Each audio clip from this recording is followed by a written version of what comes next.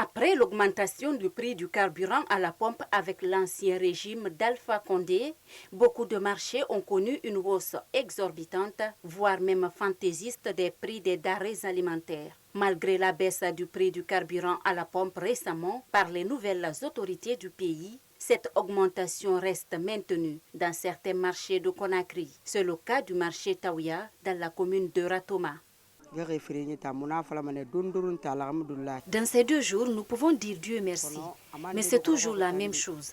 Jusqu'à présent, c'est un peu dur. Qu'ils nous aident pour que les prix diminuent davantage sur le poisson.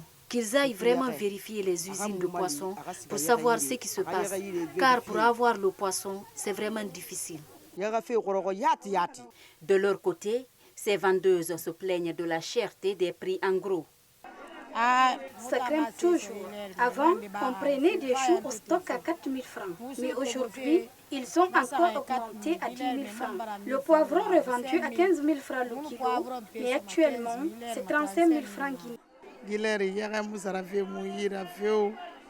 Actuellement, les clients n'achètent pas du tout le poisson, car le prix a connu une hausse et ce n'est pas de la bonne qualité. Lorsque les Chinois pêchent, ils emportent la bonne partie chez eux. Ils revendent les cartons de poisson aujourd'hui à 700 ou 800 000.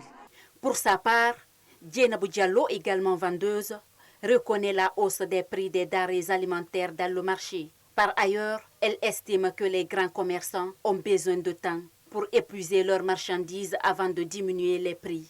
De leur côté, les prix diminuent petit à petit, mais vu que certains commerçants avaient acheté cher beaucoup de denrées qu'ils ont stockées, donc il leur faudra du temps pour revendre tout cela.